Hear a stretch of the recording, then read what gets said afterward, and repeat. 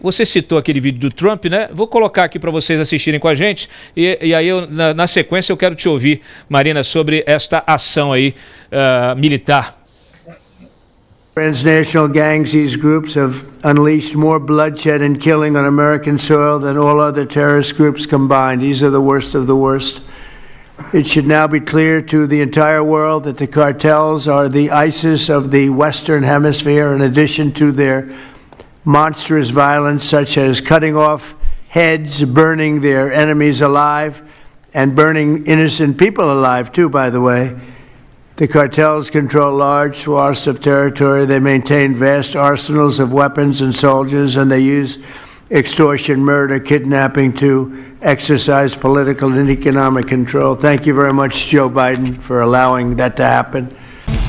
And briefed them on the operations. No, we will go, I said. You will go. And it would be difficult for them to object. I don't see any loss in going. No reason not to. You know, they'll always complain, oh, we should have gone. So we're going to definitely, I'd like to just tell you, let's go.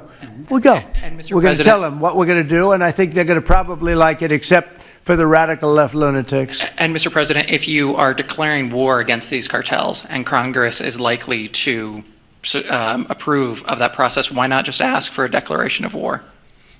Well, I don't think we're going to necessarily ask for a declaration of war. I think we're just going to kill people that are bringing drugs into our country.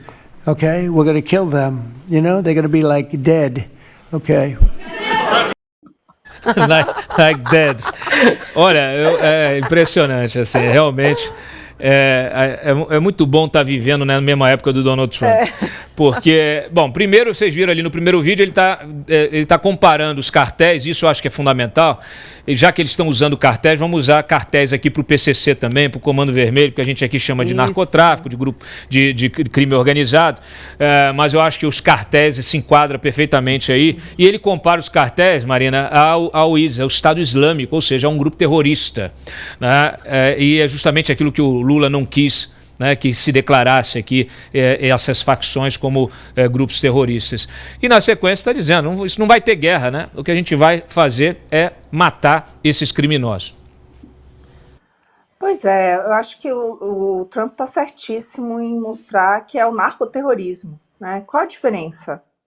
Qual a diferença entre o que os grupos terroristas fazem e o narcotráfico faz? Primeiro que o que eles vendem e tudo, né, o produto que está ali também cria problemas, né, dependentes, zumbis, traz mortes, mas fora isso, a forma como eles atuam é essa, combatendo a polícia, matando as pessoas de forma fria, então assim, não tem diferença. E é a primeira vez que a gente está vendo isso tão declarado no mundo, né, Dantas? Essa que é a realidade. Ele está entrando ali e dizendo que as duas coisas não são diferentes. E olha, pelo que a gente está vendo, a gente vê agora o regime do Maduro e a gente está vendo ligações de fato com outros grupos terroristas. Então a gente está vendo que os narco-estados, eles têm ligação com Hamas, eles têm ligação com Hezbollah, eles têm ligação com os outros grupos terroristas. O que esses que vivem à beira, à margem, né, da sociedade, a gente vê que o funding ali, que tem dinheiro sendo trocado, a mesma coisa, aliás, agora que a gente está vendo de volta aí com o depoimento do El Podio, aquilo que você já denunciou também antes, né, o dinheiro da corrupção que irriga os regimes de esquerda aqui na América Latina e em outros lugares. Então a gente vê uma interligação muito forte do narcotráfico com os grupos terroristas, com esse financiamento de dinheiro de corrupção. Então isso aí está ficando cada vez mais escancarado. Aqui no Brasil, o que a gente está vendo é que agora o Derrite virou relator, né, do projeto no Congresso de transformar, de fato, o narcotráfico em grupos terroristas, o crime organizado em grupos terroristas. Isso é muito importante. O Lula alegou lá atrás que não era possível fazer isso pelas nossas leis, então vamos mudar as leis, isso cabe ao Congresso. Eu realmente espero que o nosso Congresso faça esse trabalho. Isso mostra, mais uma vez, a importância do Congresso, né? para barrar as arbitrariedades do Supremo, para todo o resto, mas também no que diz respeito à segurança pública, é fundamental. A gente sabe que as nossas leis ajudam a gente, bem ou mal, a ter essa impunidade vigente hoje no Brasil e também permitem que o narcotráfico avance da maneira como avançou até agora. A gente sabe também que o narcotráfico aqui no Brasil, quando a gente fala de narcoestado, a gente não é um exagero. O narcotráfico hoje está completamente infiltrado na política. Eu sei que eu concorri à prefeitura aqui de São Paulo e ouvi de diversas pessoas, dos vereadores, de tudo. Eu vi, né, infiltrado em contratos públicos, infiltrado na Câmara de Vereadores, boa parte, inclusive, né, dos eleitos ali. Então, a questão é muito complexa, sabemos disso, então eles já estão na política, já estão no judiciário, então é isso. Agora a gente tem alguém no mundo que está olhando e dizendo assim, bom, tolerância zero em relação a isso, precisamos enfrentar esse problema de frente. Vamos ver se aqui no Brasil, via Congresso, a gente consegue, de alguma maneira, também enfrentar esse problema, né? Porque se depender do Lula, enfim. Marina, tem muito tempo, e o Eli e a Carol e a Júlia são provas, são testemunhas do que eu sempre digo aqui, já digo isso há muito tempo, que essa questão do narcotráfico, essa questão do crime organizado, ela não é mais um problema de segurança pública. A gente ainda está trabalhando com premissas equivocadas e eu acho que a atuação do Trump nisso demonstra de forma cabal que eu estou certo na minha avaliação. Quer dizer, não podemos mais, já falei isso até para o Derrite, não podemos mais olhar o crime organizado, os cartéis, essas facções, como um problema de segurança pública. É um problema de soberania. Inclusive, se o Lula diz que está em defesa da soberania, tem que enfrentar esses cartéis e não proteger, como você citou. A gente daqui a pouco vai passar o vídeo dele também para comentar. Então, o fato é que você tem uma situação que ela é muito clara, é um problema geopolítico. No caso, inclusive, do fentanil, existem informações de inteligência, da inteligência americana, que já identificaram como a China vinha usando o México, esses cartéis mexicanos, para introduzir o fentanil nos Estados Unidos, como uma forma mesmo de se vingar, né, da guerra do ópio lá com os britânicos. Quer dizer, é histórico isso. Nós hoje temos essa questão do narcotráfico como um problema geopolítico. Um problema geopolítico precisa de medidas de guerra para ser enfrentado. E não um problema simples de segurança pública. Não é mais policial na rua que vai resolver esse problema, tá, senhoras e senhores? Então, eu só quero colocar aqui, para que não haja dúvida, esse discurso que o Petro fez em relação aos criminosos que estão sendo mortos, né? Todo mundo aí, a imprensa dizendo, matou pescador e não sei o quê, etc. Coloca lá na tela, por favor, o discurso. Como é que o Petro chama essas pessoas? Tipo de ruta. Entonces decirle a estos lancheros narcotraficantes, idiomáticamente, en mi opinión, no es. Son obreros del narcotráfico. Igual que hay campesinos que terminan dándole insumos a través de la hoja de coca por un dinero y por su situación de pobreza, en el mundo del Caribe, de donde yo nací, entre otras, las carencias también son tan grandes que muchas personas dedicadas a la pesca y al uso de la lancha por fines turísticos y otros terminan prestándoles servicios al narcotráfico. Ele está chamando esses criminosos de obreiros do narcotráfico, trabalhadores do narcotráfico. Olha só como é que é a guerra de comunicação, semântica. Né? É uma questão, olha só, ele está transformando, né? O traficante em trabalhador do narcotráfico. Isso é um absurdo, Júlia. Inacreditável. É a estratégia da esquerda, né? Assim que eles fazem, eles sempre invertem os conceitos, né? Então, os manifestantes do 8 de janeiro foram tratados como terroristas. O presidente Bolsonaro foi tratado como fascista, nazista, o tempo todo. Essa disputa que a gente hoje vive com o Brasil, a inércia do Lula, eles rotulam como defesa da soberania. E por aí vai. É natural. A esquerda faz parte da estratégia de comunicação da esquerda. Ela pega uma palavra e desvirtua o significado dela. Uma palavra que é fácil de a maioria da população compreender, de tocar no coração da pessoa, e ela atribui um significado diferente. E eu digo para vocês o seguinte, essa conversa fiada de, coitadinho, né, campesinos, são camponeses que precisam trabalhar, então ele tem ali um barco de pesca, e aí ele usa esse barco de pesca para fazer um bico no narcotráfico. Olha aqui, ô Petro, que daqui a pouquinho você vai deixar de ser presidente, né? Rapidamente, daqui a pouquinho. O próximo é você na lista. Deixa eu dizer uma coisa para você. Isso é uma ofensa às pessoas honestas. Isso é uma ofensa a quem cumpre a lei. Tá? Isso é um assinte às pessoas que buscam trabalhar, mesmo aqueles que vão vender bala no sinal, pessoas que vão fazer um comércio, pegar ali, comprar roupa e vender roupa, né, ali da Shein, qualquer coisa, não importa, vender água. A pessoa que está trabalhando honestamente, essa sim merece o respeito. Essa sim merece essa consideração. Agora, tentar justificar o crime com essa conversa fiada, coitadinho, ele é vítima da sociedade, é exatamente isso, é vítima da sociedade. Esse discurso é velho da esquerda, mas agora a gente tem um discurso novo, absolutamente novo, que provavelmente foi desenhado para este novo momento. Tudo tem um motivo, porque o Lula não disse isso à toa. Coloca o Lula aí. Veja, o mundo não pode continuar nessa polarização, sabe, do bem contra o mal a vida inteira. Toda vez que a gente fala de combater as drogas, possivelmente fosse mais fácil a gente combater os nossos viciados internamente. Os usuários. Os usuários são responsáveis pelos traficantes, que são, sabe, vítimas dos usuários também.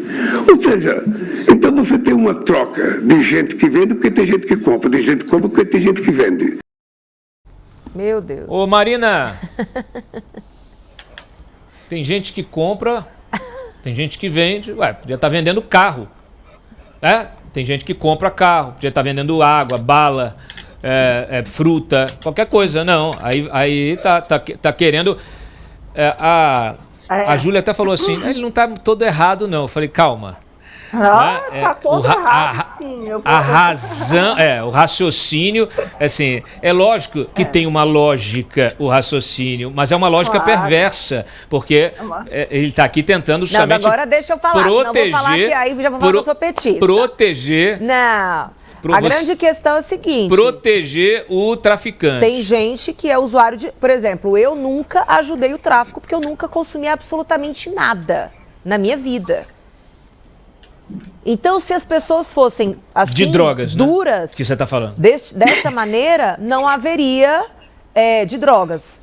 Não haveria realmente gente para vender.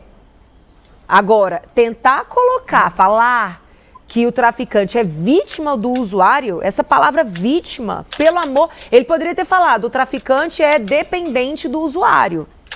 É interdependente do usuário. O usuário... faz o ciclo movimentar, faz. Não, é o filme Tropa de Elite, meu povo. Sim. Fala exatamente isso. Mas uma coisa o playboyzinho tá lá comprando a maconhinha dele e tem o traficante que tá vendendo. E aí, se a pessoa tem o azar de nascer numa situação de extrema fragilidade, a chance de ela ser cooptada pelo tráfico é enorme. Que é o caso das crianças, das mulheres, das mulas. Essa é uma realidade. Se não houvesse comprador, não haveria vendedor.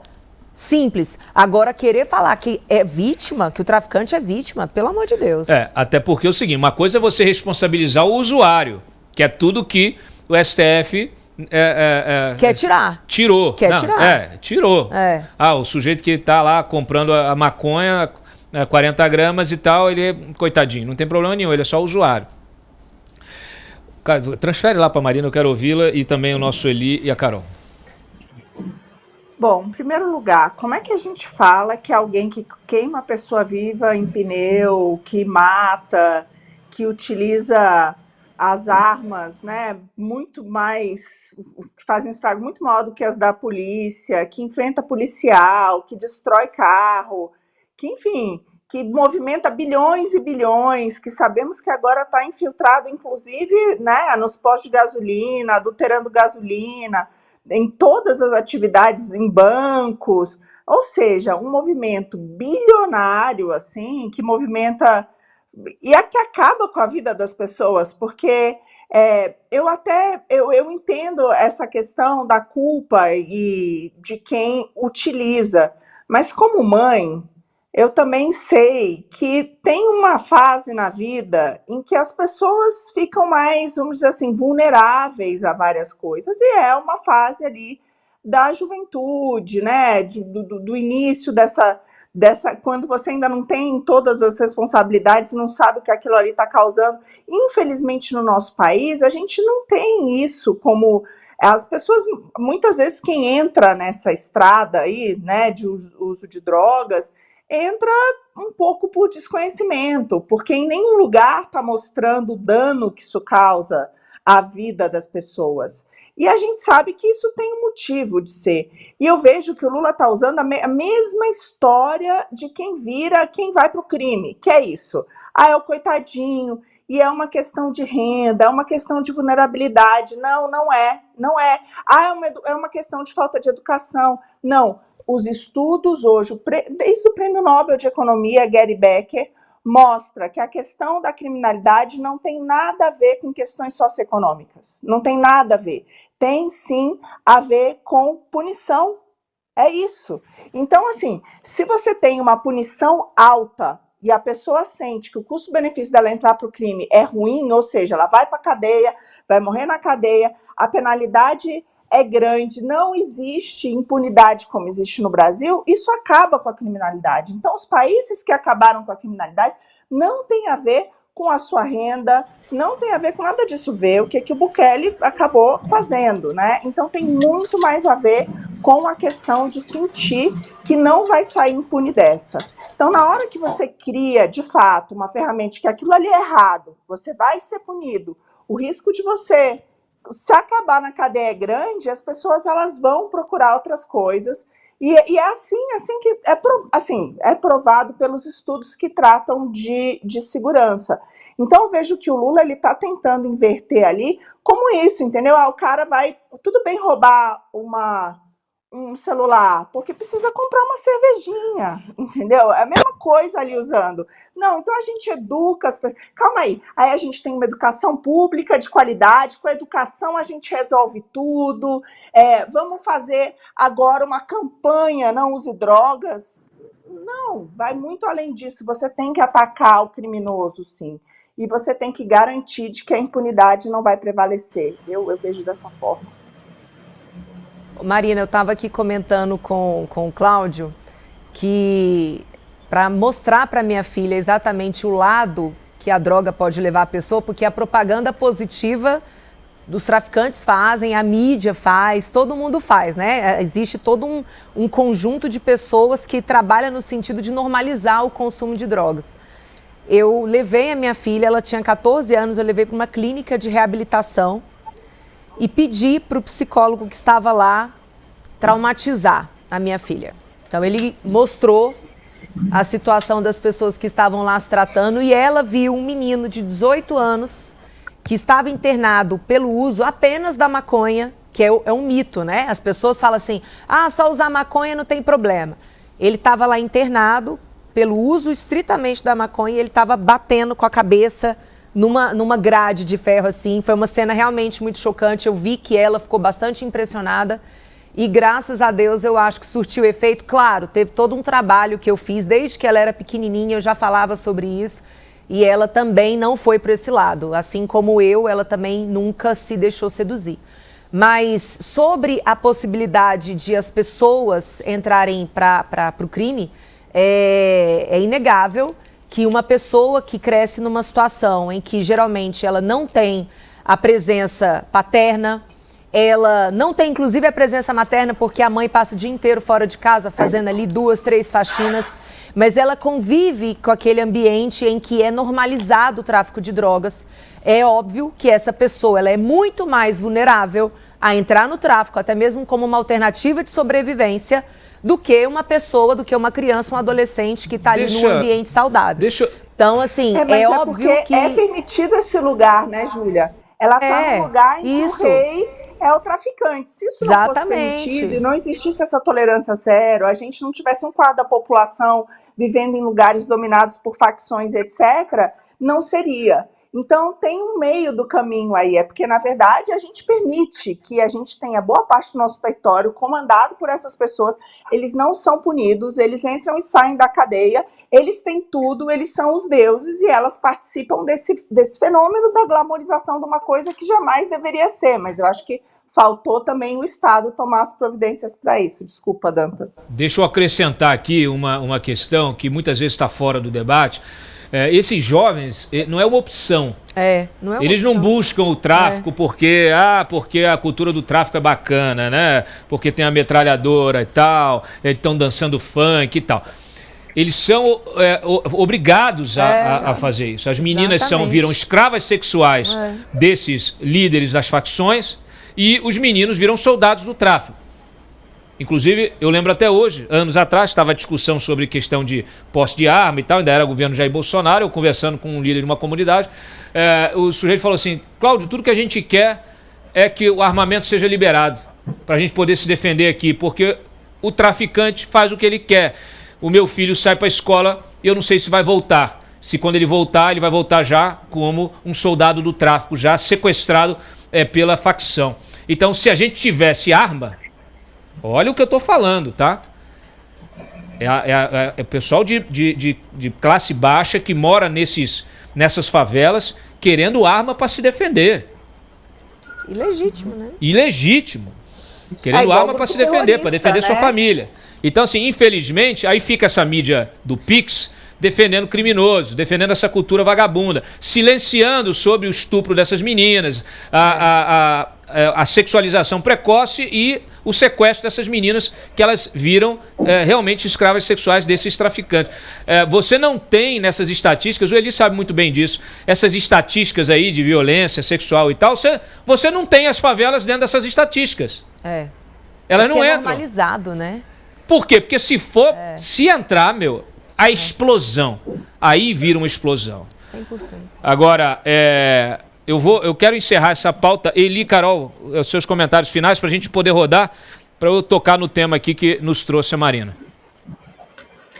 Eu acho que isso faz parte de toda uma estratégia do governo Lula, né? Ele vem sinalizando para a plateia dele, né? E a esquerda demoniza a polícia, romantiza, glamoriza essa cultura da favela. A gente fala muito aqui no programa, a gente trouxe, né, os casos do Oruanda, o MC, sei lá o nome do MC, essa glamorização do traficante, do bandido. O governo Lula valoriza tudo isso. E ele fez uma escolha, ele botou um ministro da Justiça, que é o Lewandowski, que é abertamente pró-desencarceramento. Ele já fazia esse trabalho catastrófico no STF e agora ele faz no Ministério da Justiça. Então isso não é por acaso, que a gente sabe que o Lula viaja quando ele começa a falar sem roteiro ali, ele sai falando dessas atrocidades, não é novidade. Mas esse ponto específico, para mim, é friamente calculado. É ele querendo jogar para a esquerda, querendo jogar para onde ele sabe que ele tem voto para crescer e popularidade. Então é pior do que parece, assim, não é um deslize, é um método, e isso tem relação, inclusive, com o próximo ministro do STF que ele vai indicar. Muito provavelmente ele vai pegar alguém com esse mesmo raciocínio do Lewandowski e que vai usar essa narrativa desse discurso da vítima da sociedade, de que são pobres coitados, de que tudo isso é por causa da desigualdade dos mais ricos e que eles não têm oportunidade. Então, assim, é bem sério. Eu também fiz piada com isso na internet, mas é mais sério do que parece, sobre o que eu vejo, assim, pelo menos. Olha só, a gente está com a nossa enquete justamente. Traficantes são vítimas dos usuários? A pergunta para você que está nos assistindo aí, que está no chat, temos 94% dizendo que não. Mas nós temos 6% que acham sim, que o traficante é vítima do usuário. Eli.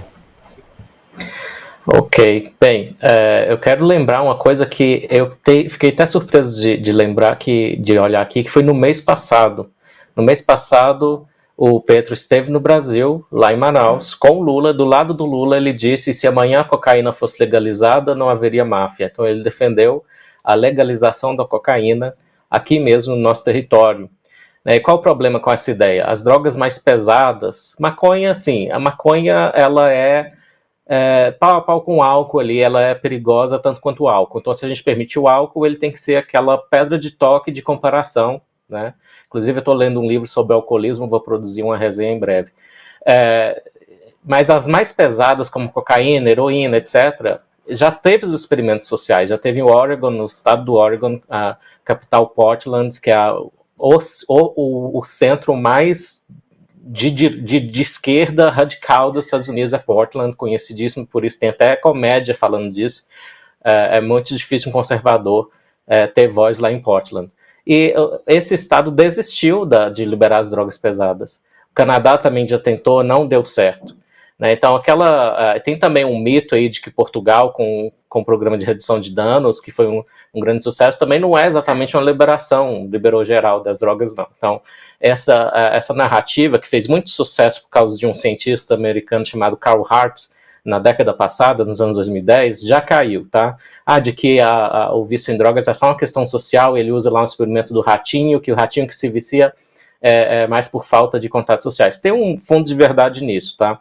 Eu lembrei aqui, até achei um livro que eu li quando criança e que me convenceu a jamais nem tentar me aproximar desse tipo de coisa, que é um livro se chama O Estudante, da Adelaide Carraro. Então, uma escritora super desconhecida, inclusive, ela morreu em 92, o livro é de 1975. Mas é uma história de uma família destruída pelas drogas, que me tocou bastante. Mas, então, essa parte intelectual, mas a base familiar é super importante. Também na minha experiência e lendo os estudos, eu vejo, do meu círculo social ali do interior de Minas, onde eu cresci, quanto mais era desestruturada a família, mais pesada era a droga que aquele jovem ia experimentar na adolescência. Então, dos que eu conheço que experimentaram crack, eram órfãos criados pela avó, família desestruturada. Os que nem chegavam perto, tipo eu, família nuclear, pai presente, mãe, irmãos, unida, etc. Sou muito sortudo nesse aspecto. Então, a família nuclear não é só narrativa conservadora. A família nuclear é a melhor tecnologia do Ocidente. Inclusive, tem um historiador britânico, Tom Holland, que acha que um dos segredos do sucesso da civilização ocidental é a família nuclear, que é basicamente a monogamia, é uma tecnologia desenvolvida pela Igreja Católica. Então, a família nuclear explica, por exemplo, o crescimento econômico, porque uma parte disso é herança. Já no Islã, que é permitido a poligamia, um homem com várias mulheres, e tem outras leis, parte da lei da Sharia, que não pode deixar a herança, tem que dividir, se tiver um negócio, por exemplo, tem que dissolver o negócio na hora do falecimento do patriarca e distribuir para todo mundo igualmente, com a ressalva de que as mulheres ganham metade do que os homens ganham, né? Mas, enfim, então são coisas que o mundo islâmico paga o preço por isso, que ele é mais pobre até hoje. Mesmo considerando o petróleo, ele é mais pobre que o mundo cristão e o mundo ocidental. Então, nessa questão das drogas, Cláudio, eu acho que é necessário voltar às origens e às boas tradições que foram desenvolvidas por aqui.